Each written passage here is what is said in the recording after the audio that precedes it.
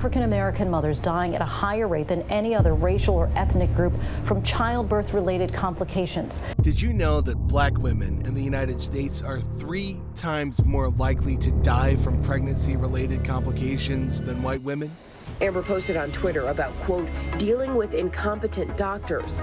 She died 4 days later. One of the most common forms of maltreatment experienced by black women under slavery was sexual assault. Slave masters would sexually abuse their slaves frequently, and these black women were forced to bear the children of their molesters. These children were born into slavery, and their mothers would often mistreat and abuse them because of the dark memories the children represented.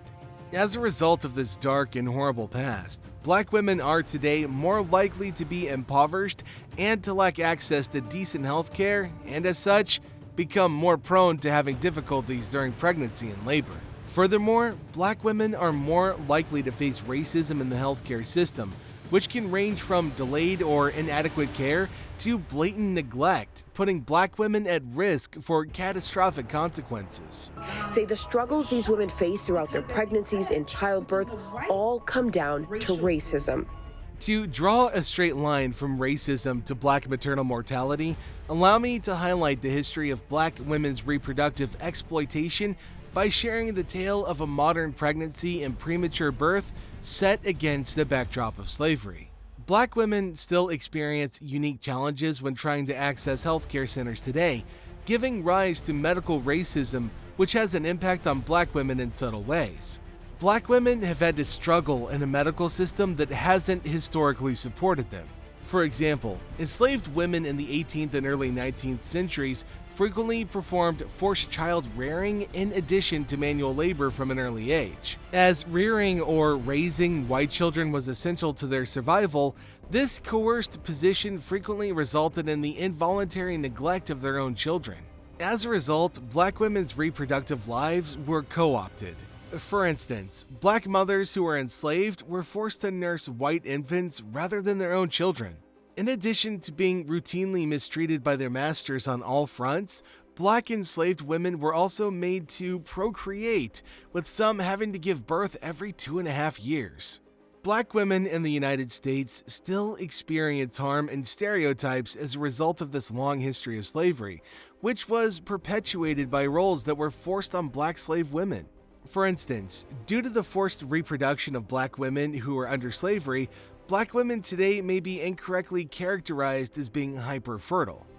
Disparaging depictions of black women as mammies or welfare queens or bad black women or strong black women have contributed to historical and contemporary oppression of black women by reducing black women to simple caricatures.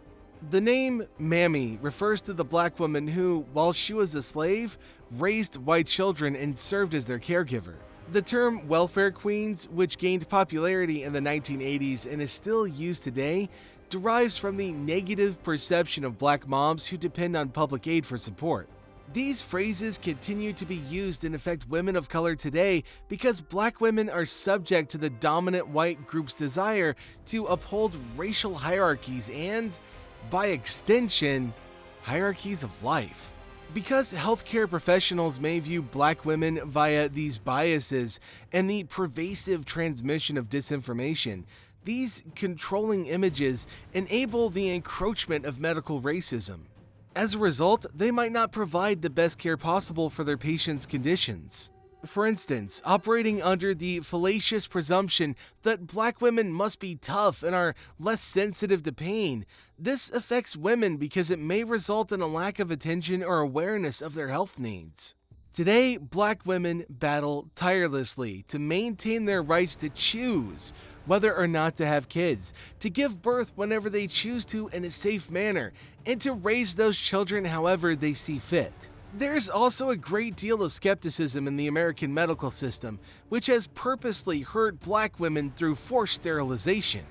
Just to further drive home the point, let me show you some contemporary examples of black maternal mortality cases, or at least some life-threatening complications. It's also really interesting and important to point out too, that pregnancy poses a greater risk to women's health than abortion does. We've seen stories of the tragic death of three-time Olympian Tony Bowie due to problems associated with childbirth. Tiana Madison, who was her teammate, posted on Instagram saying that 3 of the 4 of us who ran on the second fastest 4x100 meter relay team of all time, the 2016 Olympics champions, have nearly died or have died in childbirth. Sadly, before the passing of Tori Bowie, she expressed to Kimberly Holland how joyful she was of becoming a mother just weeks before her demise. Orange County Sheriff's deputies went to check on Bowie and found her dead in her Winter Garden, Florida home. Bowie was amazingly the fastest woman in the world, and just like that, we lost an amazing gift. Bowie had been in labor when she passed away, according to an autopsy report released, and she had died as a result of complications which included respiratory distress and eclampsia, the onset of seizures or coma related to preeclampsia, which is a high blood pressure disorder that can occur during pregnancy, according to the Mayo Clinic.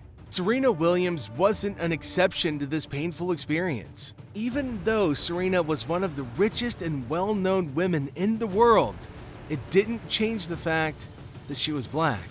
She had a rough pregnancy experience too. Serena's bad experience started shortly after she had her daughter through a cesarean section. She started experiencing breathlessness a day after her birth. The tennis player quickly informed a nurse about her symptoms because she's got a history of pulmonary embolisms. But the response of the nurse was far below acceptable standards as she completely ignored Serena Williams. Serena explained that even after this incident and emergency, she still had to go through issues with her health. She suffered from embolisms, which caused her to cough regularly and so forcefully that her C-section wound would rupture. When she later went through surgery, the doctors discovered that the blood thinners had caused a hematoma to fill her abdomen. To prevent additional blood clots from making their way to her lungs, a filter was inserted into one of her main veins. Williams finally made it back home and needed 6 weeks of bed rest. So, knowing how complicated this historical injustice is, how can we right the wrongs in this generation? For one, we can start with the establishment of a network of maternity facilities that are Black-owned and operated. This is one innovative approach to the sickening menace of Black maternity mortality. These facilities could offer Black women medical care that is culturally sensitive in a welcoming setting. They might also act as a center for information on Black maternal health. Additionally, addressing the socioeconomic determinants of health, such as poverty and lack of access to decent housing and healthcare, may also be beneficial. In the interim, addressing racism in the healthcare industry is a crucial first step. Healthcare professionals can be trained on implicit bias and cultural sensitivity to achieve this. In addition, it's crucial to guarantee that Black women have access to high-quality medical care, regardless of their financial situation or insurance coverage. Black women are more likely to be uninsured as well as live in poverty than white women. I think it's only fitting to create a structure that gives them some level of advantage considering their battered historical antecedents. Finally, even today, Black women are still victims of the marginalization that their forefathers battled in healthcare and childbirth. So, what do you think? Have there been enough significant changes in the way Black women are treated when it comes to healthcare and childbirth? Or do you feel that there have only been cosmetic adjustments to fill a political narrative? Please, let me know what you think in the comments section below. Please give me a thumbs up and subscribe to the channel. This helps us generate more awareness of all of these causes. Thank you for choosing to spend your time with us today. We'll see you in our next video.